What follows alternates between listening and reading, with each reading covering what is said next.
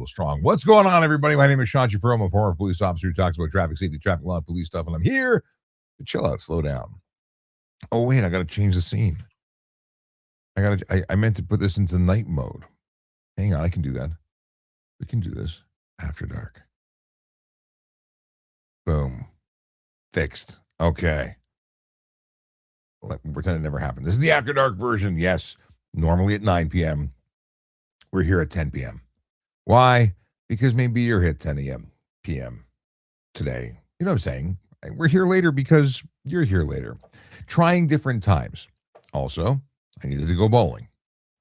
The realities are twofold. One, kids needed to bowl. They had to throw the heavy ball, 10 pin, for the first time bowling in their lives. And they did it. They were really happy. Technology's really changed, hasn't it? It has been forever. When was the last time I bowled? I bowled like 2 years ago in Los Angeles with a cast of chips. Aside from then, it's probably been 20 years. I went to a high-tech bowling alley. You punch some buttons up and gutter ball rails emerged from the ground. I was shocked. It's all computery and graphic-y, and gutter balls give you animations. It was funky. I used to go bowling, and it was a piece of paper they gave you when you registered. It ain't that no more. Really impressive. Anyway, also met up with someone for a marketplace sale. Yes. Oh, I meant to send him hold on a second. Let me do that. I promised him I would send him a message when I was going live, because we talked about the fact that I was going live. So stand by while I make good on that promise. Okay. Live link. We'll send him to the website. Ask trafficcop.ca.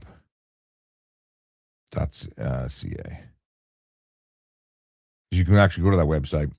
Meant to send earlier. Nice meeting you. Really great guy. Not only was he a great guy, and I had a great exchange. I sold him some cameras that I didn't use anymore, tried them, didn't like them, wasn't for me. He will make good use of them. And I'm like, so what are you doing with your stuff? Like, what are you going to? He says, oh, my son's a Ninja Warrior. I'm like pretend like he's a Ninja Warrior. No, he's a professional competitor in the Ninja Warrior competitions. I'm like, I gotta watch now. That's amazing. How cool is that? You know, his offspring, his son, is a fierce competitor. I now one step of connection to this competitor. I gotta watch, like, super fan. I've never even met him before today, but I am now a fan, and I have to watch. Anyway, that was my night up until now. For anyone who's never seen the show, I talk about traffic safety, traffic law, and police stuff.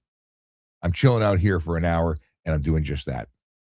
You want to talk about marketplace sales and how to do it safely? We can talk about that. Someone in Facebook jumped on and said, what can you do what can a crossing guard do in regards to habitual violators? I think is what they said. I think it was habitual violators.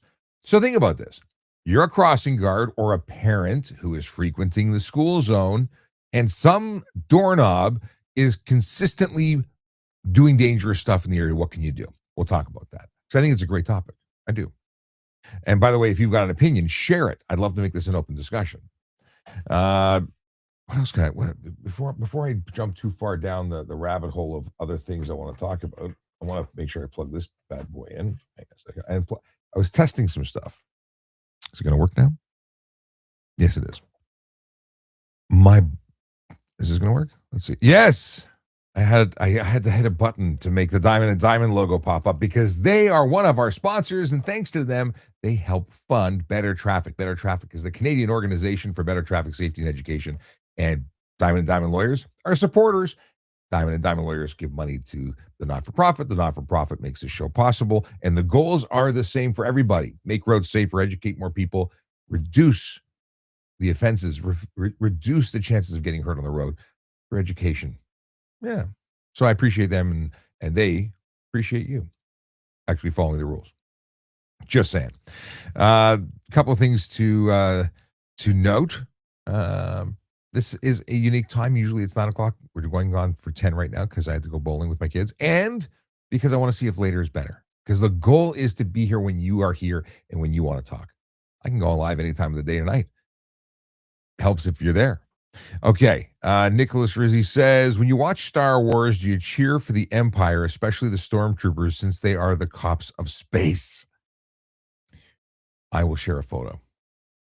And you could argue that I was. Well, you tell me. Hang on a second. No, it's a tough one. No, I don't cheer for the stormtroopers. Although two things can be true at the same time. And that one, I still think they're pretty cool. The Empire's bad dudes, right? Like I'm not a Star Warsian. What are you, Trekkers or Star Trek? I love them all, but I'm not like I don't know. I don't know how to answer this question. Hang on, I want to get you this picture because I recently went to the Florida, and in the Florida, I went to the Hollywood Studios, and in the Hollywood Studios, I did the not Smugglers. I did do Smugglers Run, but I also went on the Rise of the Resistance. And when I did that, I mean, that what an amazing immersive experience. So I'm looking down at my phone as I scroll through photos that I can share with you. I'm looking for one in particular. There we go. I think I'm coming up to it now. Where is it? Where is it? Where is it? Where is it? Where is it? Come on. No, that was after the ride. Where's the one at the ride? That was Rise of the Resistance. Oh, come on. How is it possible that I could? Oh, because it's not in the same folder. That's why. Because it was a Disney taken photo. No, it isn't. It was this. And I am confused of myself. I can't find the photo. Oh, well. I have a photo in front of all the stormtroopers when I got off the ride. It was really cool. And I'm really annoyed that I can't find it right. Oh, no, because it was before. I went too far. There we go. I found it. There we go. Yeah, it was a cool ride. If you've not been on that, you need to go try that ride. It was worth the 80+ minute wait to get on that ride. But then we all, I won't show it to you because my kids are in it, but we got to meet the Mandalorian. That was cool. Super cool. Regardless of what platform you're on, ask questions. Would love to hear from you. If we look at the Instagram, I see a whole bunch of people popping in, popping out, but no questions yet. I see questions from there. Of course, I have the TikTok. Nicholas Rizzi's coming through on X. We have Brandon, who's coming in from YouTube. Hello, Sean and all from Ismorada, Florida. Isla Morada. Is that Isla Morada? I don't know what that is. I mean, it's Florida. I get it because it says FL. Back in the Keys for a fishing trip and locked in the Mustang GTD spec. What a day. That car, if we can just call it a car, it looks crazy. I still can't fit in it. That's not a car I can fit into, but it looks sick. Nicholas following up with if you want, I could find you some plutonium to smuggle for real live rebels. Just saying. Yeah, you're good. You're good. I don't need no plutonium. We're not going back to the future. But Rise of the Resistance is an epic ride, one of my favorites. I will say this. The first time I rode it was spectacular. It actually scared me. The acting was so on point. It was like you were in the movie. This time, the acting was not where it was when it first opened. And, I get it. You can't all be the true artist that the first guy that was playing the hard-ass soldier guy. Well, anyway, it was amazing. It's less amazing now, at least the day I went. I won't get into why. Wayne Kopp, what's going on? He says, good evening, Sean. Good evening back. I'll put you on screen. So if you're wondering why some questions get on screen and others don't, it's because on X, YouTube, Kick, I think Twitch, they're all on Restream coming through integrations. They work. On Instagram, they don't, but I see you. And on TikTok, they don't work. Like, I can't put you on screen, but I see you. Like, not a firefighter who sent a gift. Thank you very much, brother. We've got send him a normal. He sent a bunch of gifts, five gifts, in fact. Thank you. You are too kind. If you're watching on TikTok, by the way, please tap the screen It does help the algorithm tell other people we're worthy of watching. And when more people show up, they bring more questions, and the conversation just goes where it can go. All right. We have not a firefighter who wants to talk about donuts. He likes Bavarian cream the best, but unglazed French are a very close second. Okay, I'm not a huge donut person. I'm a big dude, but I'm not a huge donut fan. I like if I had to, I like simple donuts like a maple dip or a chocolate dip. I more often than not would go chocolate dip, but maple dip is somehow an occasional. I could do it. Like if it's in the box, I'll eat it. But that sort of tops out the donuts available from the Timmy Hortens. If we're talking about donuts that I actually enjoy, I'm a Krispy Kreme fan. Now, fortunately, they don't exist in anymore. At least not in the same kind of quantity opportunity levels as they used to when they first opened. Like I used to live close by to one, and when that hot donut light was on, it was tempting. I'd have to drive way too far out of my way to get donuts there. Fortunately, that means I don't eat them. But raspberry filled Krispy Kreme are by far my favorite. Like to the point where you get like that feeling at the back of your mouth that you're overdosing on sugar. It goes a little numb in a weird tingly way. Yeah, it's not good, but it's good. I don't do that often, but I do. I think Krispy Kreme donuts are amazing. Other people say that's not a Canadian donut; they don't count. Donuts and Canadian donuts are like cakes. I don't like them. They're not my thing. Yeah. Ethan O'Malley asks this. He says, "Can I drive it?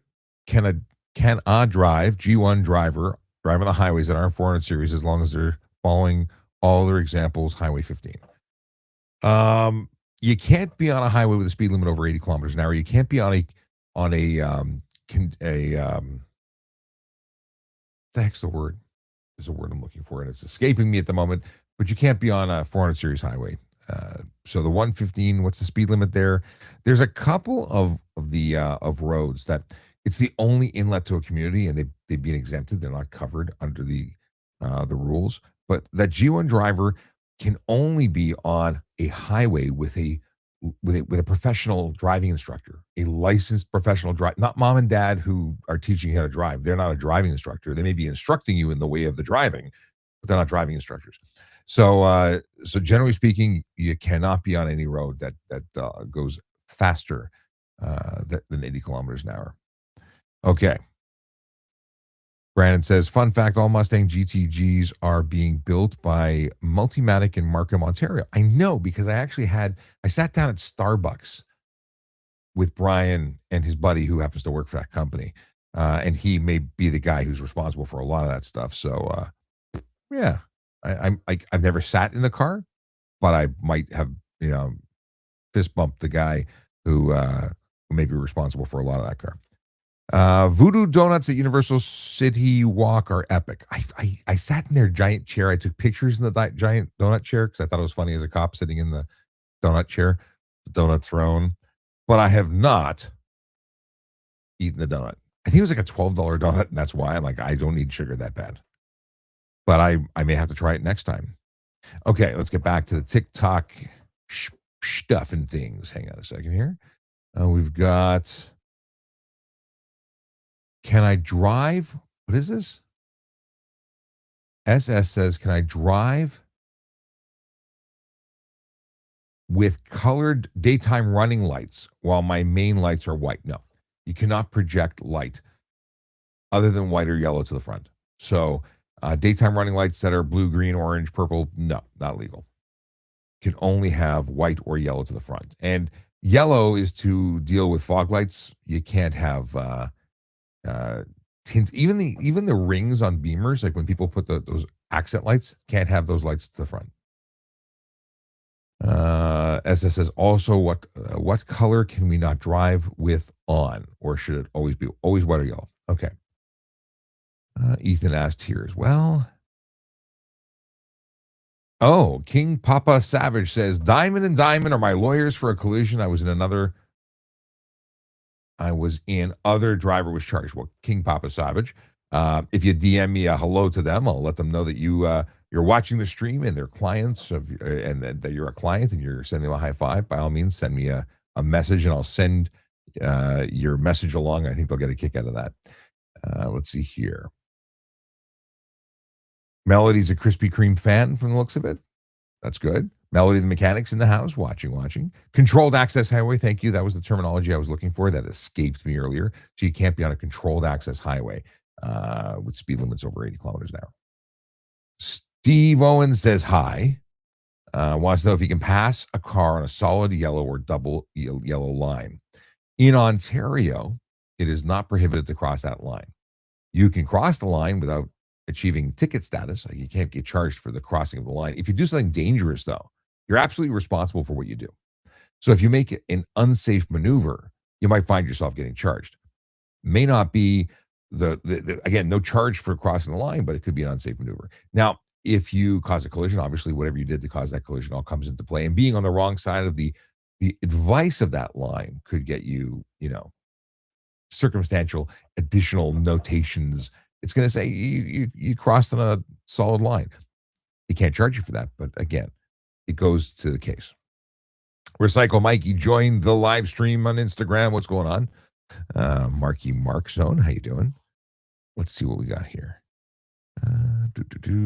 Okay, I want to go back to a question that was asked earlier. Wayne says maple dip are the best, and they smell so good. They do smell good, don't they? We were talking donuts here, and maple dip donuts do smell oddly amazing. But let's go back to the whole concept of donuts in bags. See, when you get a box of donuts, to the conspiracy here, you buy a box of donuts, they're generally pristine. Now, I wish they had, not that I buy donuts anymore. I did when I used to, you'd go out and you'd buy donuts for the station or something to give everybody else diabetes. But you'd come back, and if anything squished the top of the box, all the toppings, all the dip would get stuck to the top of the box and basically remove all the goodness and certainly make them less pretty.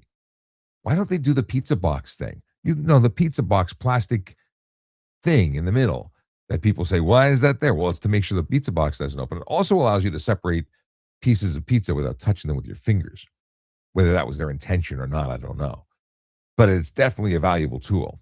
It should be in pizza. It should be in the boxes for donuts too. But that's really here nor there, because the biggest problem with donut shops, especially Tim Hortons, is there really another one other than Krispy Kreme, which are infrequently placed throughout the city? They put the paper on their hand so that their hands, which are likely dirty, are not touching your donut. They take said paper and donut and then stuff it into the bag and then leave the pins in the bag.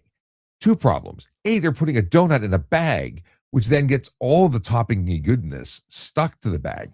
Like, why not just throw it on the floor, step on it a few times before you give it to me? Because it's the same crap at the end of it. I'm really passionate about donut delamination. Yes. I think we should create a video series discussing this further. Man, it can really be. There's nothing like having a piss off of a bad donut experience. Okay. What do I do if I hit a deer? That's Scott Onet or Onet who asked. You hit a deer, you're in a collision. So if you sort of take the same situation all the way down. One, is it more than $3,000 damage? $5,000 damage. Sorry, in Ontario changed January of last year. It's 5,000 instead of 2,000. Don't know why I said 3,000, but I'm averaging, I guess, and incorrectly at that. So you may need to notify police if it's over the threshold. Now, you hit a deer. Is it a protected thing? I don't know. I've never gotten into the wildlife side of things, but just taking it to the root. Taking it to the root of the situation is, after $5,000 damage, you are legally required to report to police, and it could be a reporting center. Now, very often, people just don't, right? I want to look something up here.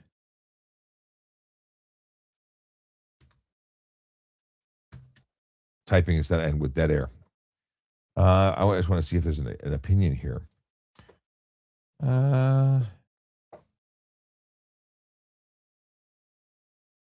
Yeah, I don't see anything else.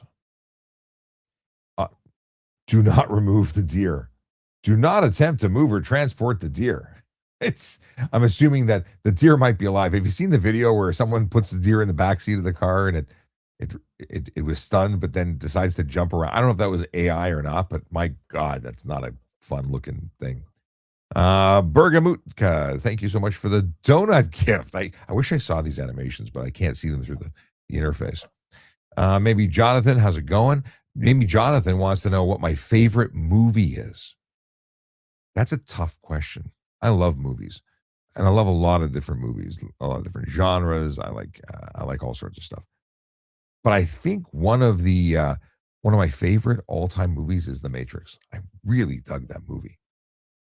But there's a lot like Fifth Element, another one of my favorites. There's a whole bunch. Yeah. What's your favorite movie? I want to know now. Like, what are we competing at? Do we agree on any of either of the two I mentioned so far? Melody says bag of cinnamon sugar mini donuts from the farmer's market. Yes, I like those too. They have different flavors now, don't they? The Tiny Tim's donuts. I think they have different flavors.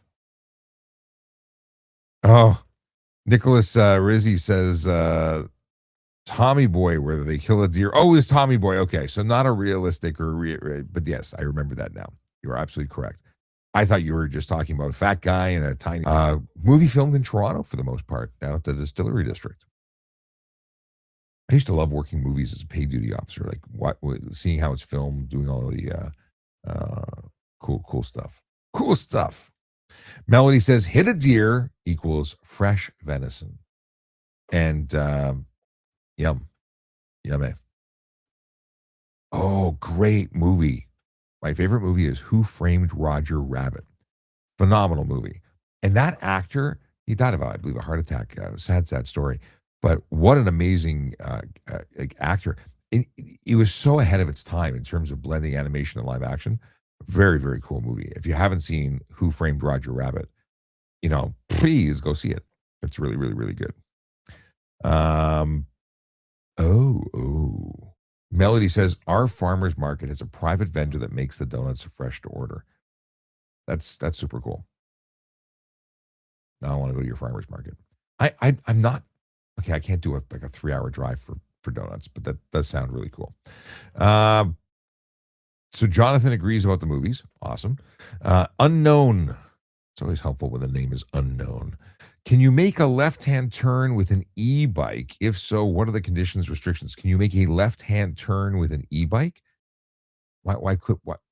I'm confused. Bikes, e or otherwise, can make left and right turns. We have to give me more information. So, you've got to stay to the right. And first of all, we're talking about legal e-bikes, I hope. But a bicycle, which is what an e-bike that is legal qualifies as, has to stay to the right unless they're like making a left turn, because they can do that legally. You need to stay to the right unless it's unsafe to do so. But again, you're road. You just can't interfere with traffic by just chilling out in the lane. So that's the thing. Okay, what do we have here? Columbiana, how's it going? Norelli, how are you? Casual vlog. Too many letters. Okay. Brad Walker, is a left turn on a red light legal when it's one way to one way? Funny, a number of people have been asking that question recently. I don't know if it's unique to Ontario. I don't think it is, but definitely for Ontario, Canada, a left turn on a red light is only legal when it is is one way to another one way. If you come to a complete stop and if it's not signed prohibiting that turn. So, yeah, it's a thing. So earlier on, I was going to jump into the discussion about crossing guards, but I want to talk to you about something that happened to me at the bowling alley. I witnessed some stunt driving. So we'll come back to that. But first, I want to talk about the whole crossing guard or parent or person in the school zone who's seeing some habitual bad behavior. And the question that was asked to me on Facebook before we went live was what can a crossing guard do if they witness this kind of behavior? What are they empowered to do? Well, the last thing I would suggest you or anyone else do is confront the driver. It's very tempting. And if you've seen the videos of people throwing cakes at cars, maybe it's one guy, and I'm sure they're staged, but damn, they're satisfying. Don't do that because that would be illegal. But I would record the driver's license or license plate number, description of the vehicle, take pictures, and then submit an online report to your local police service. If you're in Toronto, it's online. New York Regional Police, online. I have reported a gazillion of these since leaving the police because if I see stuff, I want to say stuff. It doesn't necessarily result in charges, but it absolutely results in a record being entered of the report. So if a police officer engages with this person at a later date for a similar activity, they see that this happened before. It's not fresh. It's not new. They don't get a break because there's a dozen reports from this person being a bonehead, even though it's a civilian report. Very rarely would it ever result in charges, but you never know. Maybe the stunt driving stuff results in the police officer hanging out in that area and witnessing it, and they add some stuff, but or maybe they catch them stunt driving if it's a stunt driving location kind of situation. Very often, the reports with social media attached result in a stakeout where they catch people. So the people who choose to record evidence of themselves stunt driving and then publish it, and it can blow up into some wonderful investigations that result in charges. So never feel bad about reporting people who are putting others' lives at risk. Like tonight, I almost called the police. I say almost because we left the bowling alley, and a bonehead in a pickup truck was doing donuts around poles, around my truck, around. There's a guy walking with his little kid to the car, and then they ran away because they were scared because he was driving all over the place. He wasn't just off in an empty lot where I could say, okay, he's doing his own thing. I'm not going to, but he was in and around all of the cars parked in front of the bowling alley, like really stupid. And then you can see that people are scared to walk into the parking lot. I was with a large group of people. Nobody wanted to go. They're like, I'm not risking my life because he's not laying up. He's not acknowledging the presence of all these people who want to get to their cars. It's just way too early to be doing dumb stuff. Always illegal, not justifying it is okay or not okay, but like really inappropriate. So I took a picture of his plate. I started calling police. I'm like, I'm hoping he's going to go away. Let him go away because if he would have done one more donut, I was going to call the police and report. I did not end up reporting him. It wouldn't have gone anywhere or in terms of charges. And I saw him go by me, and he was a young guy that was actually in the bowling alley with us in the next row, according to my kids. And he was trying to show off to the girlfriend or the girl he was trying to secure as a girlfriend. And I think really what he was doing is making sure he never goes on another date. I don't think she looked impressed. So I think he's going to get the reward of not getting any because I think she was thoroughly unimpressed. And that's where I put the phone down and said, all right.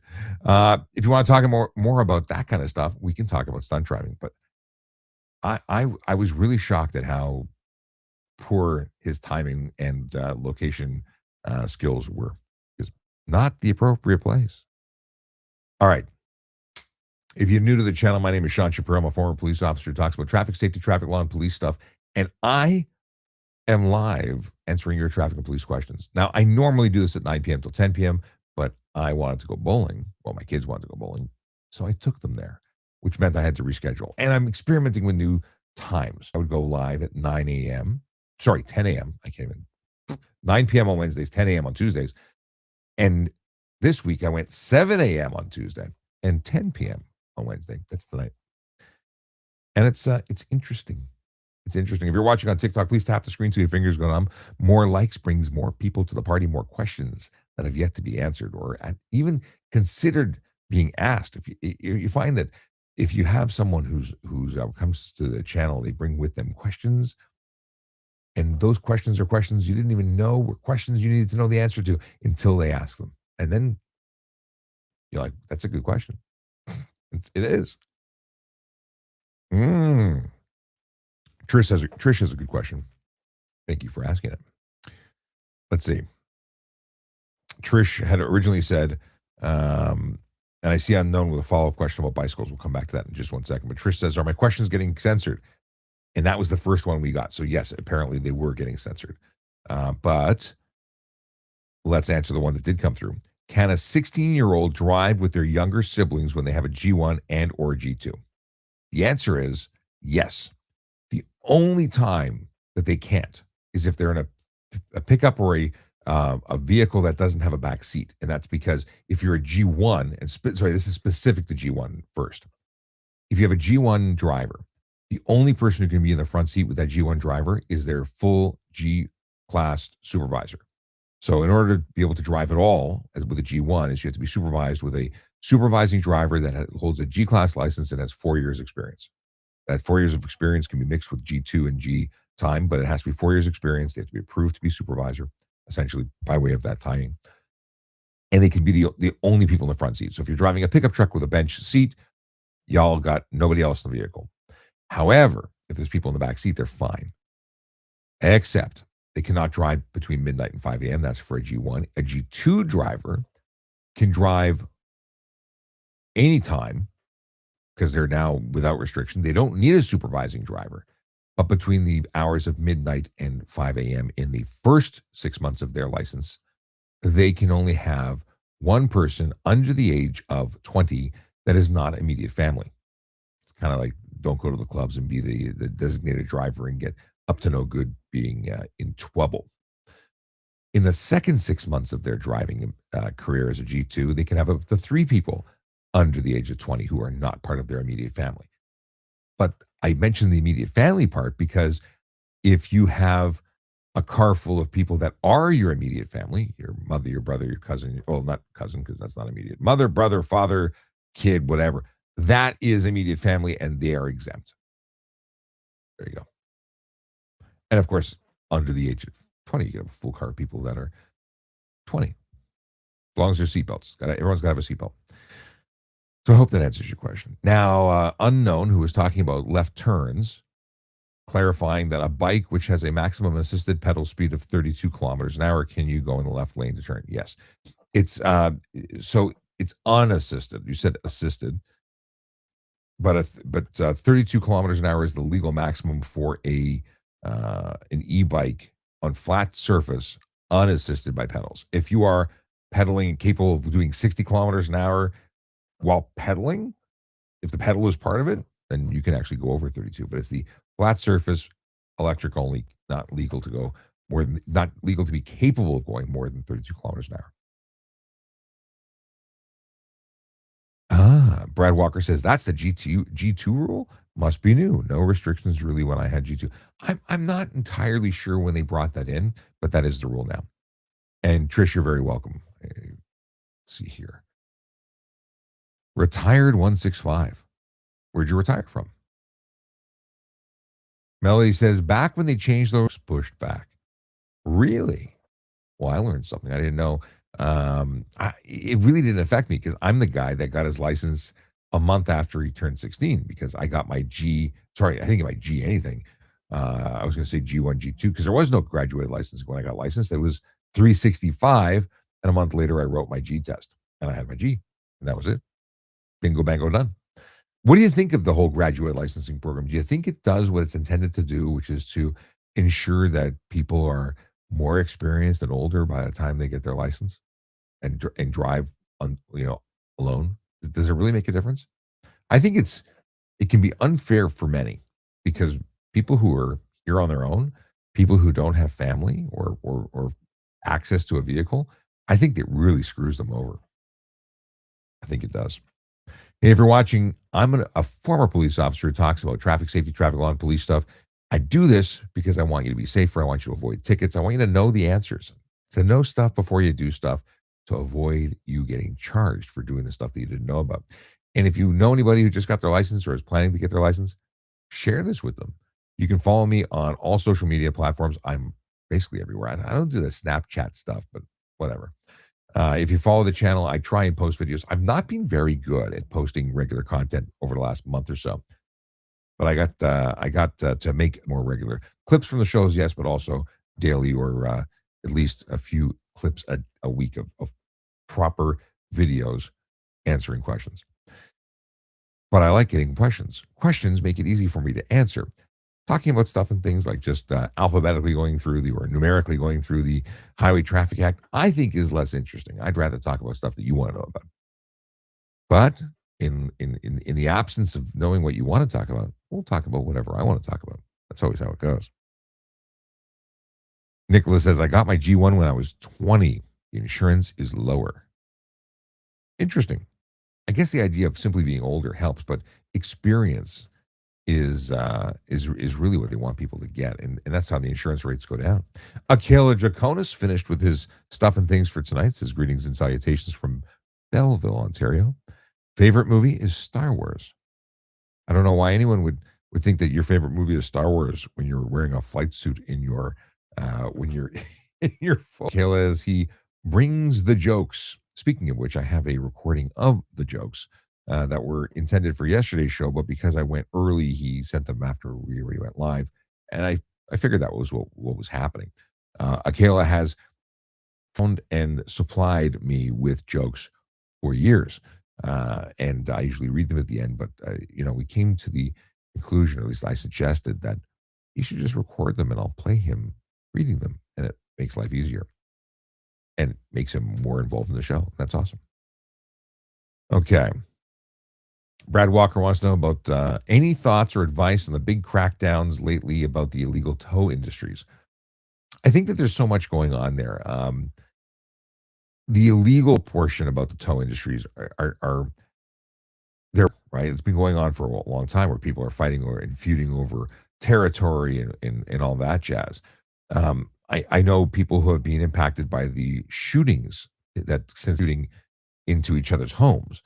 But I've also heard some things that some of these folks are doing more than tow trucks, and they're just into other criminal enterprise. I guess if you're willing to beat up or shoot up your neighbor or your competitors, it's not a big jump to get into other kinds of criminal activity, and that's what's going on. So I don't know what I can tell you that isn't hasn't been covered on long like 60 minutes type specials and news.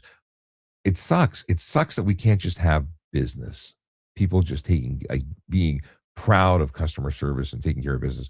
Sadly, it's somehow criminal. It just seems to go there. It gives the industry a horrible rap. I've talked to people who work for CAA who get they go into a neighborhood because they're going to go pick up a member. Like they're not chasing crashes. They're being called by a member and tow trucking them with crowbars, like "Get out of here, or we'll beat you." That's such. It's shocking that that's what's going on. It really is. Brandon, Brandon says, "I think Akela was a Star Trek fan, possibly, maybe, possibly, maybe." Let's see here. Unknown also wants to know how an ALPR system works. ALPR is something called automatic license plate reader, and it was originally with a number of camera scanners mounted to the outside of the vehicle, and many services still use that technology. Now it can be anything. Like I was experimenting with a Raspberry Pi and a webcam, and it's capable of doing the same thing. Obviously, not with the same quality, but it's capable. It's basically optical character recognition, and it takes those numbers and checks them against a database. So if you have a stolen vehicle, if a vehicle is reported stolen, it's added to the database as a plate to flag. And whenever a police vehicle crosses paths with whether it's coming going in either direction, if it's caught on the ALPR enabled camera, it does a check. And if it catches one that is on the list, it records time, date, location in a log and alerts and chirp chirp, and it sends a picture to the screen of the officer saying that is just drove by. And generally speaking, it's going to be flagged for missing persons, stolen vehicles, possibly suspended drivers, and each police service can determine how they want to manage that. Could they do it for license plate expiries? Yes. Was it intended for license plate expiries? Yes. Is it being used for license plate expiries? Probably not, because I think every other car would flag, and it would just become ridiculous. It's this whole getting rid of the stickers was one of the worst decisions ever. There have been a lot of bad decisions from the provincial government in regards to traffic safety and how it impacts policing. Getting rid of the cameras, the automated enforcement cameras, a big one. This was also a big one. And so are the stupid Kleenex box plates. They've really screwed up a lot of stuff. But yeah, one of the most popular tickets to be written was expired license plate. I bet you 1 in 5 cars, if not higher, are expired right now on the road because people just don't have the visual reminder. And they didn't sign up. By the way, you can sign up. If you go to trafficcop.ca, I still have all the links on there on my link tree, and you can go and sign up to get notified by text, email, and I think phone call for expiry of your license, expiry of your health card, expiry of your license plate, driver's license. So they will tell you by text, email, and phone call if your stuff's about to expire. Because if you don't sign up for it, they don't remind you by mail. Like it's wild. Then privacy rules and all that. Let's see here. Akela says, if you don't have to drive tonight, don't. I saw 2 cars in the ditch outside the building going the same direction, but on opposite sides of the road. I have a video today in not terrible weather, 2 cars colliding. I stopped. I was talking to Brian Max. I don't know if you know Brian, but Brian Max, if you go to @Brian Max, you can see him. He reviews cars. He's a race car driver. He's a principal in our race team.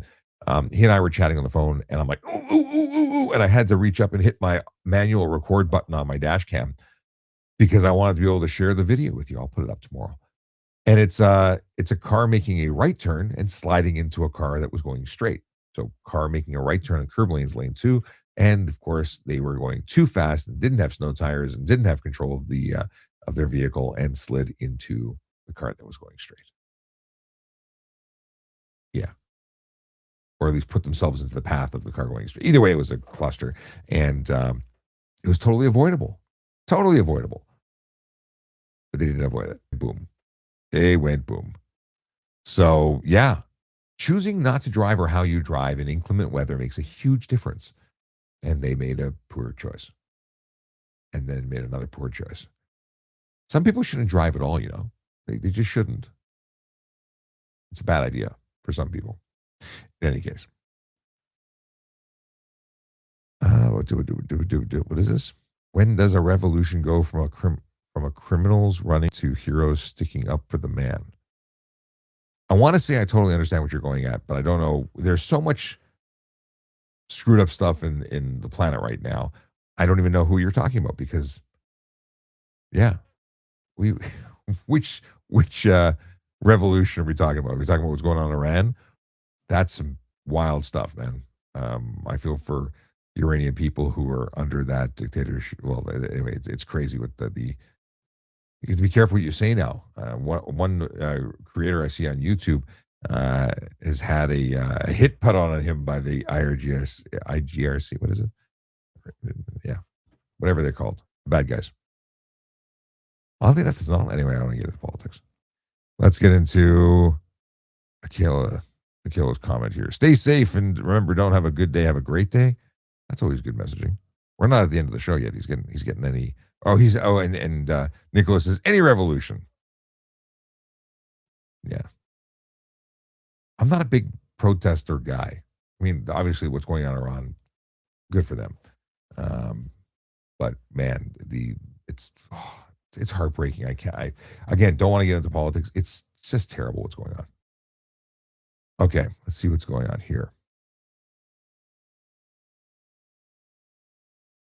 Can you drive on private property of any sort without a license? Yes. You can drive on private property without a license. It's not a requirement to have a license to drive on private property. However, if you break laws that are enforceable on private property, know that you can still be charged for driving on private property, not for not having a license, but for your behavior whilst in control of that vehicle. So there you go. SW says, as a traffic cop in a large municipality, how often were you responding to priority calls? Like priority calls for other stuff, like gun calls and whatnot.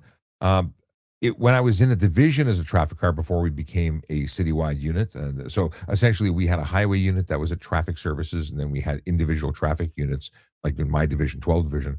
And I jumped on all the calls. If I was available, I went, because why wouldn't I go back up my brothers and sisters when I was close by?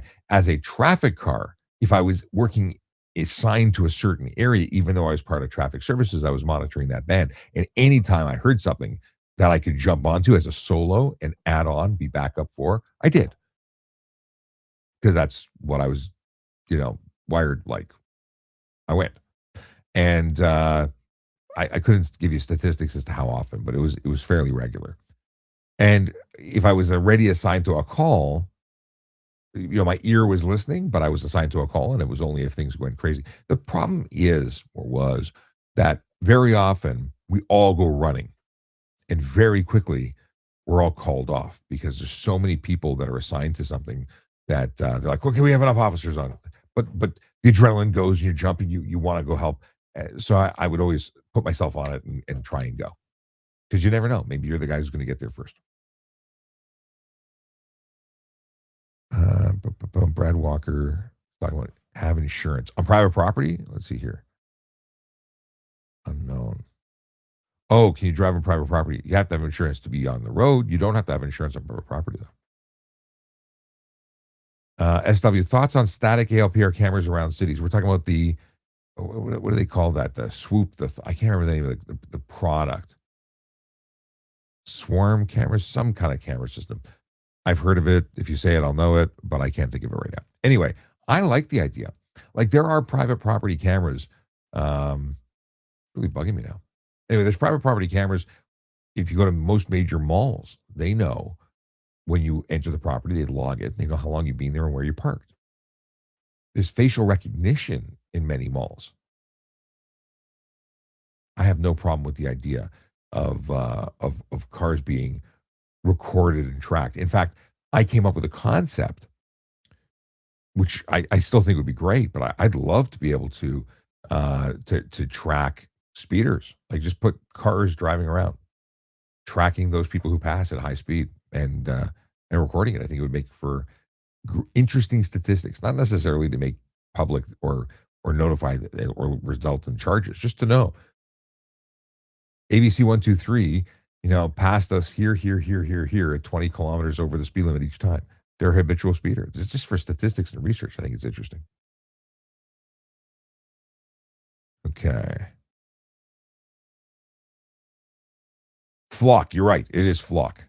I'm very conservative and believe in less government, but I'm very pro police as part of being conservative. And I'm not worried about the police knowing what I'm doing because I don't do the wrong thing, whether I was a cop or not a cop. If you're not doing the wrong thing, you should probably not care if they're tracking movement. Only criminals care, generally. Maybe not only criminals, maybe people who are doing things they shouldn't and don't want to get caught by their wives. But anyway, that's another story. If you're doing the right thing, it doesn't matter. Like, there's nothing to hide. I don't understand why anyone has a problem with flock, but a lot of people have a problem with flock cameras. What are your thoughts on flock cameras? I'm curious now. Am I the weirdo who likes cameras and like it's not 1984? I don't want people to say the insurance company knows that I was out past 9 o'clock and my rates are going up. But if I'm trying to figure out where the car that robbed somebody is or was going I think it's great to be able to track that stuff for proper good policing for public safety benefits. I like it. For harassing people, I'm not a fan. Cop friend says that they turn ALPR off because it chirps nonstop for expired plates. Well, your friend needs is your friend with OPP? Obviously, that's being used for that particular use by that particular service. Toronto, I don't think is using it for that because again, it would go off nonstop. They should prioritize what their list is, or maybe there's a way of turning off alerts for certain things and not for others. Depends, but yeah, I think it's such an amazing tool though. And even if you turn off the audio alert, I mean, the information being gathered is important.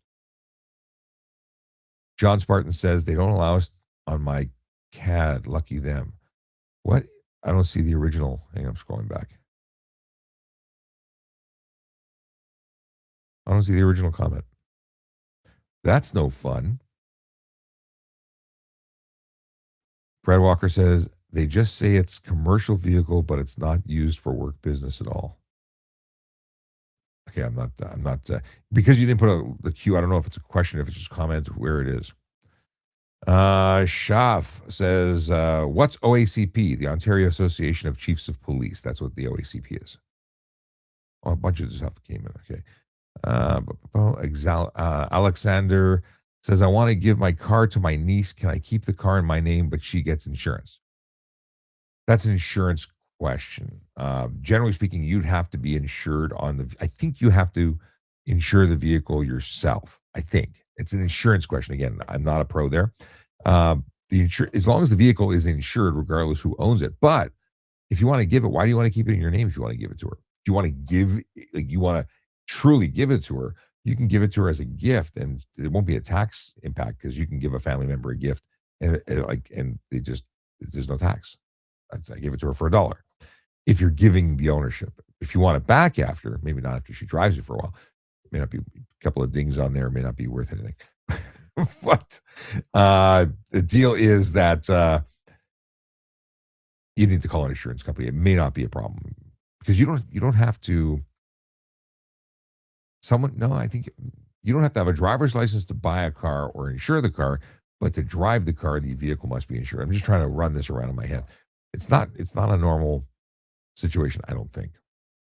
We'll call your insurance broker. They'll be the best resource for that. Shaf says, I'm doing my OACP exam tomorrow. Any tips? Eat something, get good sleep. So don't listen to the rest of the show. Just go to bed right now. We're not talking about rocket science. It's basic stuff. If you've been preparing for it, you shouldn't have a problem.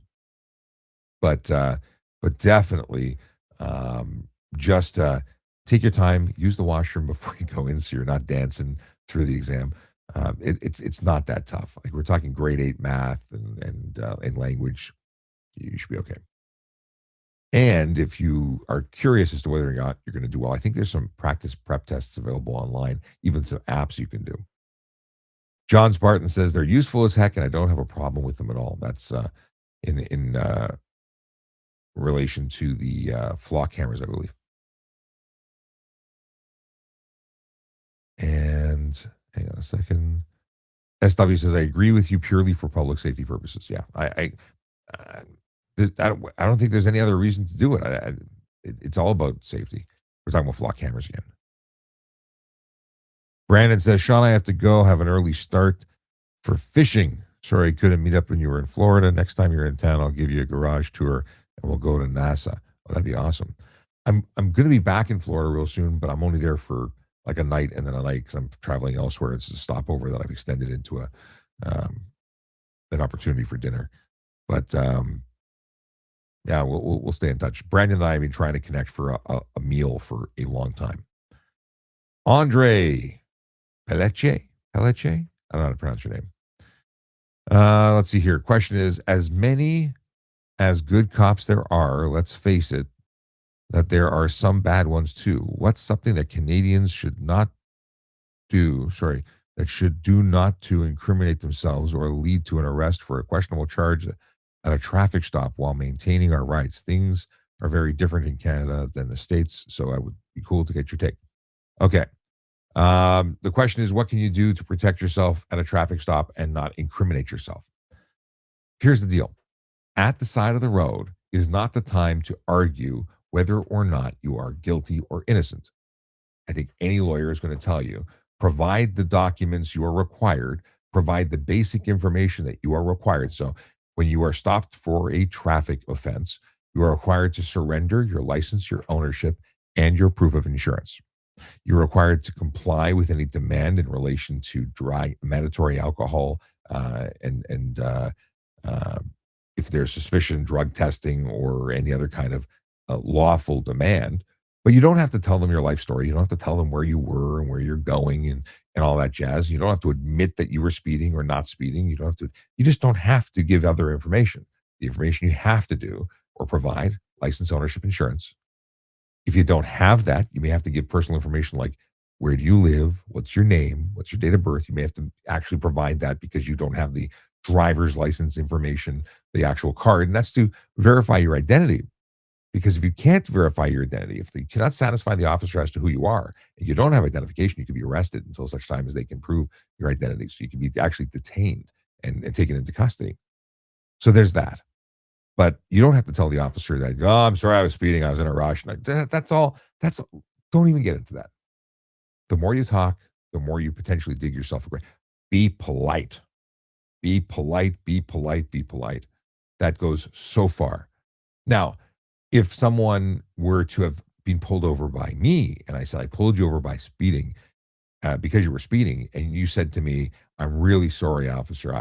If I was speeding, I didn't mean to. That wasn't my intention. That's not saying I did it. It's saying if I was speeding, it wasn't my intention. Is different than saying I was only doing 20 over. That's different. Don't do that. That's bad. But if you were just apologetic, if you were nice, if you were maybe I'd reduce it at the roadside. Like, first of all, if you admit it to me, here's the funny thing. If you admit it to me outside of cameras, because cameras are a new thing, I can't turn around and say, well, the gentleman told me at the side of the road that he did it. I can't present that evidence in court. It's not for me to do. I can't. Now that you have video cameras and audio recordings, there may be recordings of you. But in my evidence in chief, I wouldn't be able to talk about it. So there's that. I think at the end of the day, if you're polite and if you're doing the right thing, I don't. There are bad cops, and nobody likes them. No, not everybody knows who they are because bad cops tend to keep their criminal or thuggery to themselves. If there's bad cops and they get caught, they get held accountable. If you think you're being mistreated, you can always make complaints. All of it's on camera nowadays, at least in most places. In any case, I hope you never run into a bad cop. I've never run into a bad cop or a cop that was criminally involved with anything, because then you're in a position where you're going to have to do something about it, right? I just haven't had that opportunity. But when we catch one, aside from being incredibly embarrassed by the fact that they wear our uniform, they get charged. And they don't get off easy. And it's not a brotherhood that just says, he's one of us, we'll let it go. No. I know a guy who, off duty, was found in his car in an intersection asleep, drunk. He rode a bicycle for like 3 years after that as a police officer because he lost his license. I think maybe it was 2 years. He didn't get a free ride. No one went to bat for him and said, he's a really, really good guy. We should let it go. Nobody's going to, pretend it didn't happen and hide it and sweep it under the rug. Just saying. Just saying. Okay. And then Harley Dad says, there is really only one reason to issue a traffic ticket other than the accident related. There's only one reason to issue a traffic ticket? John Spartan says, what's that one reason? Yes, Emmett Harley Dad says to correct driving behavior. Yeah, I'm totally good with that. I'm 100% on that. The deal is that if you are giving someone a ticket, it's not to, make their day terrible. It's to dissuade them from doing it again. It is the consequence. First of all, you hope that the consequence prevents them from doing the bad thing in the first place. And I think on 90% of people, or maybe it's 50% now, just the risk of getting a ticket ensures that they don't do the thing. They don't want it. Then there is, Noam wants to know where I can watch the mainstream. You can see the mainstream on YouTube, VoiceOver Cop. We're on all the channels. So VoiceOver Cop on YouTube is probably the place to see it all. You can also catch all the other episodes. So going back to why we write tickets is to dissuade people. So if it didn't work through the education, knowing that you could get a ticket, when you do get a ticket, you get hit with $100 or $200 or $300 ticket, hopefully that's motivation to never do it again. And that doesn't even count. That doesn't even apply to the insurance premium change, right? If you get your insurance goes 20% up because you had a bonehead, decision that resulted in charges, maybe the ticket will prevent you. But then there's people who just never get it. And the goal of issuing tickets, especially ones with points, is because the Ministry of Transportation takes those points. The insurance company doesn't care about points. They care about convictions. But the ministry says, Points. Oh, we got 12 points. We're going to send you some letters. 15 points. We're going to take your license. You're going to lose it for a period. Like, it's about tracking how dangerous you are from their perspective, as opposed to how high risk you are for insurance. Two different, goalposts. Kanisha Hush. Oh, Kanisha. Right. Kanisho. I can't decode your username, but they say, good evening, Mr. Shapiro. Good evening to you. Kimberly Benoit says, hello, it was nice meeting you yesterday at the presentation of the Canada's Favorite Crossing Guard Award. It's nice to have a spotlight on SCG for the wonderful job they do. Kimberly, nice meeting you too. I can't see your icon, but I know who you are. Figured it out. Thanks for saying hey. I for those who are like, what's he talking about? I attended an event hosted by Synergy, and it was an awards ceremony from Parachuters, a safety organization, and they awarded. This is apparently a long time they've been doing this, where it's Canada's favorite crossing guards, and a crossing guard, Kevin from Synergy, was recognized. And it was awesome. We got to see it, and I did some interviews with media because I got to speak and talk a little bit about my thoughts on crossing guards. Now, I will say this: Deputy Chief Rob Johnson stole my thunder. He was great. He made some great points, and there were points I was going to make, but once he made them, I'm like, I can't talk about that now. So in my mind, I had to rewrite my speech. And then Councillor Kelly, it was not Kelly Sherrill. I messed up the name, but the counselor who's also on the police services board, who I spoke to, and her name is now escaping me, and it's bugging me now. Hold on a second. Shelley Carroll. What did I say? I think that's what it is. Anyway, she made some great points. I'm like, I got to edit my speech again in my head. Anyway, I made it very short and sweet. But at the end of the day, crossing guards are unsung heroes in our community that help kids cross the street and teach them basic safety stuff. And I love them. I'm so happy to have them in our communities, and they make a difference, and they don't get the respect they deserve. So the fact that the community recognized Kevin through this particular contest really made me happy. Now, my community crossing guard didn't win, despite the fact that I nominated her, but that's another story. Scrolling through here. Okay, we covered that.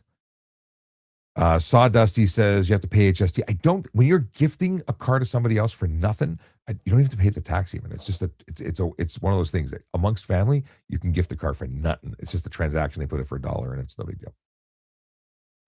What happened here? MN Harley Dad says retired cop, and I taught traffic, lidar, and radar, and hated the cops that were anyone for anything, that wrote anyone for anything. And then Harley Dad, reach out to me. I'd love to talk to you about this. Maybe get you on the show. Retired cop who taught traffic. You're in the right place, my friend. Would love to chat more. So cool. Transferring ownership to a niece would require a safety inspection. I guess it would have to be certified. Yeah, wouldn't it? Would it not have to for a child? I would have thought that it would have to anyway. Greg says, hi, Sean. Ice in the back window, illegal. I know snow is. Oddly enough, back window is not required as long as you have a clear view to the rear of the vehicle by way of side mirrors. So if you can see clearly with the side mirrors, the back mirror isn't against the law in terms of obstructed view. But if you have a sheet of ice that becomes dislodged and flies through the air and smacks someone's windshield and cracks it, you're responsible for that. So whether it's snow or it's ice, or if you're blinding people because of the snow that's blowing up, all those things could result in a discussion, which could result in charges depending on the interpretations of the officer who pulls you over. So just saying. But at the end of the day, clear your vehicle. And ice is one of those things you want to clear, because a clear view to the rear is just better. It's safer, regardless of whether or not it's legally required. Alexander says, because you have to go through a safety and all that stuff. And yes, I want to give her the car. So if you can give her the, I would want to make sure that the vehicle is safe anyway. If it's up to standard, it's going to pass. Go through the safety, give her the car, and make it hers. That's the way I would suggest doing it. Only because anything you do as a registered owner could result, like if the vehicle is determined to be unsafe, you're the vehicle owner, that responsibility falls back on you. If you're as the owner of a vehicle permitting an unsafe vehicle to be on the road, and if it's hers and it's her responsibility to maintain it, you're going to maintain that responsibility. Like, I think you leave yourself open to stuff and things. Uh, what's my favorite Western agency? What are my options? Just, I mean, now we're getting. This is from SW. I don't know. I don't know if I have an opinion because I haven't. I've had some great conversations with some folks from the RCMP who are out there. From Edmonton, I've spoken to some folks. I have some friends through TikTok and social media that we've connected. But I don't have any real working experience with any agency in Western Canada. Mind you, I do have a friend who is a community constable, and they work in traffic specifically, which I think is a fascinating concept. Logan's the man in that department there. Apparently, Nicholas Rizzi had a crush on Beverly, his crossing guard. He says, Beverly, I love you. I wonder what Beverly's doing now. Oh, and Andre wants to know if you can have only one mirror on your motorcycle. I don't, I see a lot of them with one mirror. I don't know, honestly. I'd have to go look at the safety code to see if it requires two. Obviously, there's no rear view mirror like a windshield mounted one because it doesn't have one. I want to say it should have two. I don't. I just don't know. I don't know if Melody. Have you ever worked on motorcycles for certification? Does it require two? That's an interesting conversation. I don't know. I did not know. Okay. And I have motorcycles. Like I'm a motorcycle guy, and I want to. I think it's safer. Let's see here. Levi or Levy says in city driving, if I drive on the left lane following the maximum speed limit, am I doing it wrong because I notice people behind me still pass? If you're in city driving, you're two lanes in either direction. Should you stay to the right if you're moving slower? You should. Is it going to be enforced? No. If you're on a highway, like the 401, and that highway's in the city or it's rural, or regardless of what you're doing, slower moving traffic should stay to the right. Now, if you're in traffic, stop and go, whether you're in the city or on the highway, stop and go traffic means no one's going faster than anybody else, really. Doesn't matter. But just generally speaking, like, if in the real world, these rules have difficulty because in the real world, people are speeding so much above the posted speed limit that it's hard to say like people are confused. But I'm doing the maximum speed limit for the road. Why wouldn't I stay in the left lane? And you're not legally permitted to exceed the posted speed limit in order to pass anybody. So why would it matter if I was in the left lane? Like that's the logical, reasonable. That's what most people would say. I don't get it. And yet the OBP will charge you for not staying to the right to make space for the boneheads who are breaking the law. It makes no sense to me. And I've been quoted in many articles in the Globe and Mail and other papers talking about this because while I acknowledge that you're doing nothing wrong, you should stay to the right because they're doing something wrong. And while they try and pass you to continue speeding, doing it wrong, we're creating an unsafe environment. They've created the unsafe environment by way of their speeding. And then you've pushed them to do things other than just straight go fast. And it's really them that's at fault, but the chances are the police are going to deal with you, which is, I don't agree with it. I've never given anybody a ticket for unnecessary slow driving or failing to stay right as a slower moving vehicle, unless they were like going below the speed limit. Like if you're doing 80 and 100 and everyone's changing lanes to go around you to do the speed limit, I would charge you for unnecessary slow driving or whatnot. But I've never gone after the person who is driving the speed limit and point the finger at them saying they're doing it wrong. No, the speeder's doing it wrong. And if everybody else is having a bad day, in my opinion, they're the ones who should have the bad day. They're breaking the law. I am slightly biased. I don't like speeding. I know that speeding increases injuries and increases damage when it comes to collisions, and I know that it increases the chance of collision. Anyway, I could go on for days. Um, we talked about Kimberly. Let me just scroll down and see here. Noam wants to know if I'm going to be at the auto show this year. Absolutely. I will be at the auto show. I don't have a fixed schedule. I don't know if I'm going to do a fixed schedule. I just expect to be there a lot. Um, I'm going to do my best to make regular appearances at the Toronto Police booth, do some meetups, shoot the poop with some of the audience, and yeah, I'll have to talk about that more. It's coming up soon. But thanks for asking. Yeah, I will definitely be there. I'm also going to be at a couple of home shows because if you haven't already seen me in advertising, I'm involved with a company called ClearGuard, and ClearGuard does home fortification. And it's sad that we live in a country that crime has become so out of control that people are having their homes broken into on a regular basis. And what ClearGuard does is they sell two things. They do coatings for windows so that it's harder to break in. You can't just smash the glass and walk in. It allows you to make that glass more resistant to dum-dums with crowbars. Now, they also do other kind of home security stuff, but I think it's awesome, and I really like what they're doing because I want people to be safe not only on the road but in their own homes, and it shouldn't be shocking. Like we need to keep the criminals on the outside, and preferably on the inside of jail. That's another story. Ada says, what does Ada say? Ada says, registration expired, reason to pull over? Yes. Registration expired means plate expired means your vehicle is not legally permitted to be on the road. You can absolutely be pulled over. You can be charged a $110 fine for not having a validated registration and or plate. It's the same thing because there's no physical stickers. So $110 for that. And oddly enough, if you're not legally permitted to drive your vehicle because your insurance company might say, hey, you're not legal and you're not insured because you're not allowed to be on the road. Like it can have cascading effects where you find people saying, we're not covering you. We're going to deny your claim. That's extreme, but why would you leave yourself open to that situation? Ida says, learn the ins and out yourself or hire a traffic ticket attorney. Oh, you're saying what should you do in court because you got a ticket for it? So it's a legitimate ticket if you got the ticket. If you are interested in understanding more the process of court, then if you go to trafficcop.ca, that's my Linktree domain.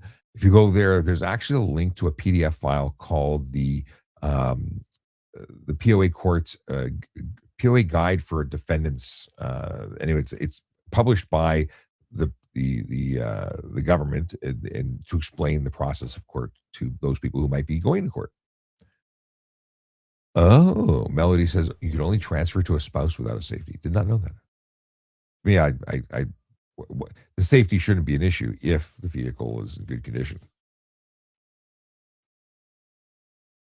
But now that you think of it, or now that come to think of it, the last time I was involved with anything like that, it was for my father-in-law being transferring it to his wife's name. Okay. Agu wants to know if I have to legally stop or yield for a TTC bus merging in my lane. And what happens if I hit the bus from behind while its rear is sticking on my left lane? This doesn't sound like a good situation. So if that yield bus sign situation where there's charges for failing to yield or you're not letting them in is specific to them servicing a bus stop, a bus cutout and pulling back in, I believe that's the only time that comes into play. But if they've already initiated the lane change, they're in the lane. Like you own the lane. If they're entering your lane, they have to do so safely. They have to ensure that they can enter your lane safely. If they cut you off in the process, if it was an unsafe maneuver, I hope you have dash cam footage because it's going to be an interesting conversation in court. But that's very possible where it gets into a court situation because if they cut you off, did you see them coming and then you chose not to let them in, but they went anyway, and you maneuvered your vehicle to avoid letting them in? That could be stunt driving, depending on the situation. But that technically qualifies for stunt. It gets into it depends. And the investigating officer, if it could, because it's a TTC vehicle, it would involve. Actually, recently I've heard them sending that to the collision reporting center. Back when I was on the road, they had to be investigated at scene by police officer because it was a city vehicle. But I think that's changed. But you hit the bus from behind while its rear end is sticking. So if they change lanes and part of the vehicle is still in your lane, but you've not, you're responsible for hitting them if they were in your lane and you just ignored the fact that their bus was still there and you hadn't. I need to know more. Please paint a better picture of your collision. Okay. We've got, oh, okay. Melody has Frank 3D Auto. I've not seen those videos. Do I legally have to stop at a stop sign in a private parking lot? So here's the story. Those signs are not enforceable. Failing to stop for a stop sign on private property is not enforceable in Ontario. Period. Careless driving, however, has become enforceable on private property. You think that we could make a case, that police could make a case that you were being careless by running a stop sign on private property? I think you could. I think if you were driving in such a manner that resulted, whether it be collision or not, like you didn't stop for a stop sign, it could be careless. I don't think the average officer is going to write that ticket. I don't think it's reasonable. But if it led to a collision, absolutely, I would lay that charge. If you hit a pedestrian because you decided not to stop for stop signs because they're not enforceable, so it all depends. Most things depend. Let's see here. For my safety, do you have any ID on you tonight? What? For whose safety? But anyway, okay. And then I don't know if that is a line for if you're pulled over, if you're asking me for your safety on the other end of your computer. For your safety, if you're worried about your safety, you might want to just swipe. Tyson says, what are the laws for visiting drivers from other provinces? Do they have to be 16, 8 months minimum? What is it? 6 months, 8 months minimum G2 age. So you must be 16 to drive in the province of Ontario, period. So if you're from another province and you have a learner's permit that says you can drive at 14, that is not valid in Ontario. You must be 16 to drive. If you have an equivalent license to a G2, you can drive here, regardless of the months and so on.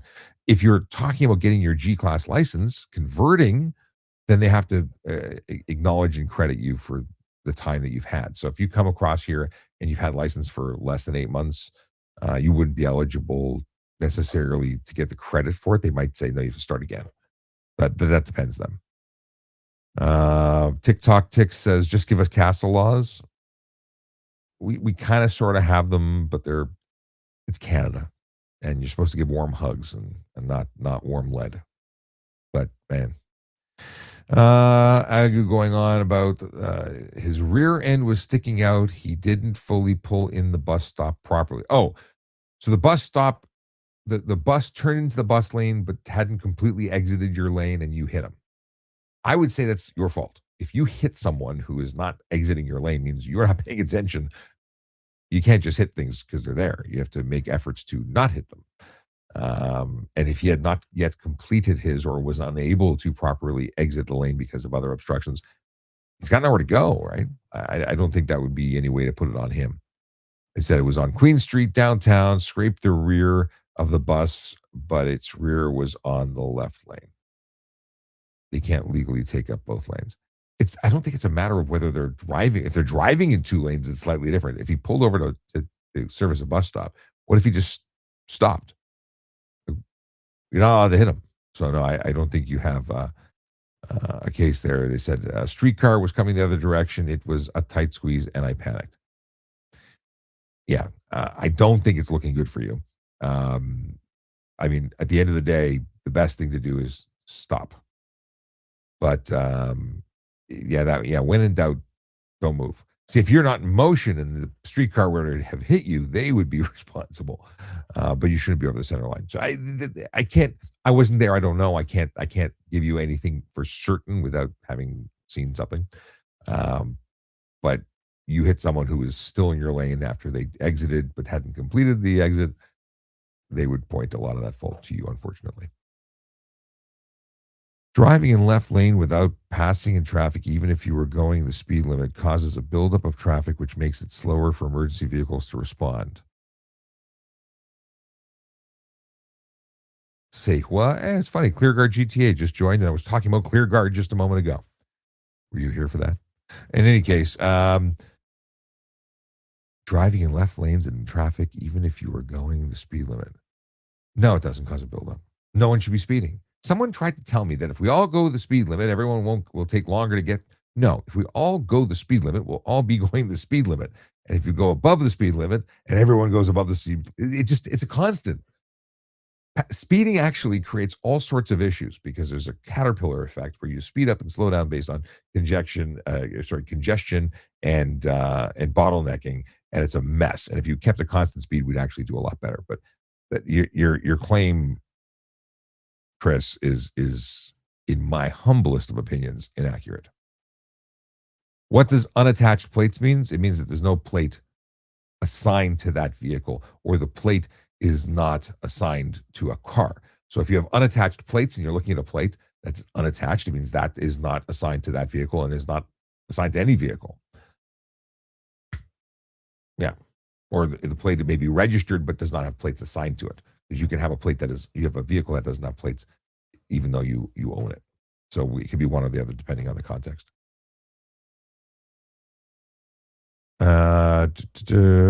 Andre wants to know if I got a retired cop badge to flash if I ever get pulled over. Yes, but the point is that I don't get pulled over because I don't break the law. And if I flash it, it just says something that I wouldn't do. Like you don't need to identify. First of all, I don't think I need to identify because most people would like look at my face and say, "I know you." In fact, recently I talked about it yesterday, but I went to a restaurant.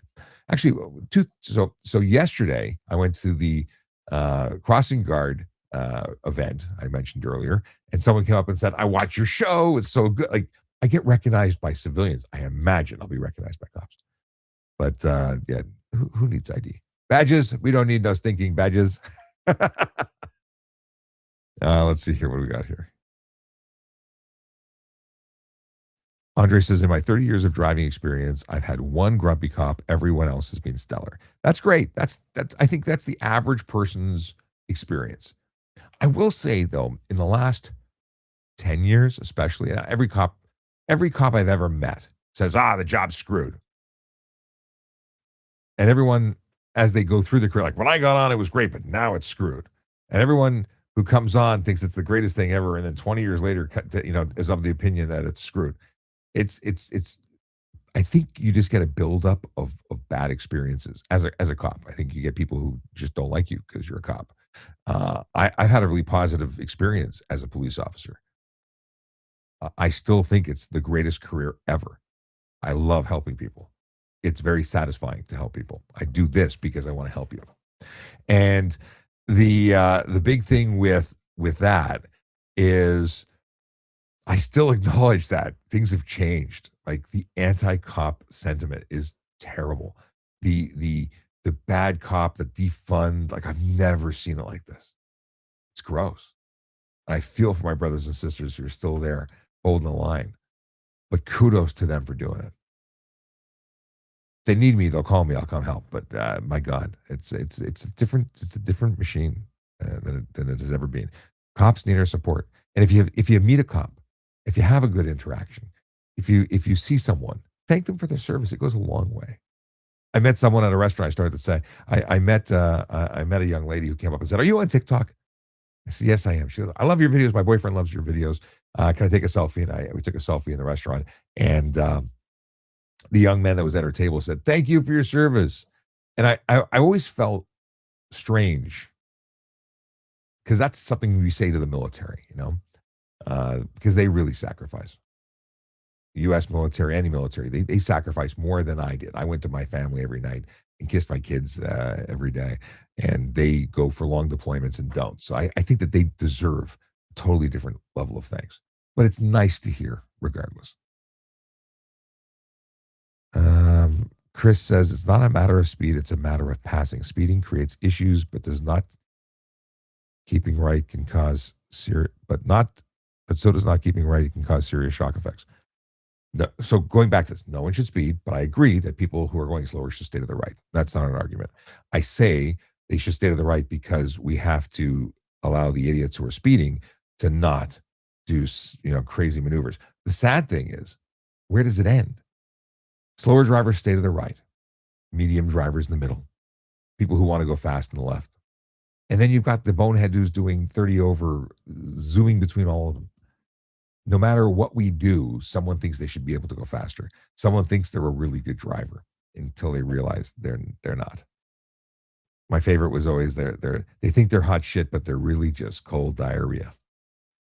I think I learned that in grade 2 or 4. You know. Let's see here. Agu says, thanks for your time. You're very welcome. Talked about that. TikTok says the 416 was increased to 110 kilometers an hour. Do you ever think we'll see 120 speed limit? So the 416 wasn't increased. Oh, 416 being a specific highway? Is that like the 410 and 4? I thought you mean 416 like the area code. Certain highways were determined to have areas or stretches that were capable of being safe at speeds at 110. Problem is, we see people doing 130 and 140 on those. So you give an inch, they take an arm. Do I think we'll see 120? I don't. First of all, I don't care. Like, I don't think we need to go faster. I think 100 is fast enough, and as soon as there's traffic, no one's going anywhere. So why bother? Speed differentials are a huge problem too. So as soon as there's congestion, we see all sorts of problems. But I don't know.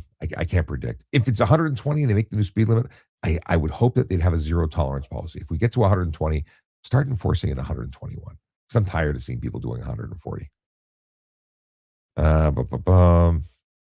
H132 says, what if I minor rear end someone, decide to settle private, and now the other party is delaying? Well, so you hit them and you want to settle private and they choose not to, they have the full right to go report it. You're not, I first of all don't want to settle with anybody because I don't trust anybody that they're going to make up on their end of the deal. And I want to document everything. And your vehicle is going to get documented having had a collision regardless. And they probably took it to the body shop and said, you're getting the ding anyway. Like the Carfax is going to show collision. It's going to show repair. And it's going to show that you didn't go to your insurance. Like, it just looks bad. Just go report the bloody thing and move on with your life. That's the way I would handle it. But they're probably reporting it. And if you haven't reported it, you might have to. Now, also note that if you hit $5,000 combined amongst all vehicles involved, you have to report legally. And if they make the report and you don't, you might be getting a call from police soon. Chris says, I agree. Keeping right except to pass does not mean you can freely go 200 kilometers an hour as you want. Yeah. Cool. I think we're really not far apart in our belief about speed and whatnot. All right. I did an hour and a half. I thought I'd do an hour, but I did an hour and a half. And with that, I'm going to say goodnight because it's late and I got to get up at like 5:30 tomorrow morning because that's what time I get up every morning.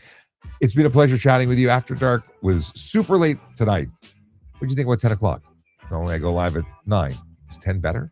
I don't know. Let me know. If you want to ask me a question but didn't get an opportunity to tonight, you can go to askatrafficcop.com, askatrafficcop.ca. They go to the same place. I have both domains. If you go there, you can actually send me voicemail. You can email me, whatever works for you. My name is Sean Shapiro. I'm a former cop who wants to keep you safe on the road. I want to keep you safe in your home too. Check out ClearGuard. We'll talk more about them later, but it's a thing. Oh. And as I say all this stuff about goodnight, I got to play the Aquila Draconis clip. I got to do it because he took the time to record them for me. So I will play them for you. These are the jokes from Aquila right now. Should probably turn the volume up. Let's try it again. I'm pressing the wrong. Come on. It's still cold out there, but at least the sun is out, and that's nice. Greetings and salutations, and here are today's jokes. Knock, knock. Who's there? Witches. Witches who? Which is the best way out of this neighborhood? Okay. A man boarded a train sat opposite an attractive young woman.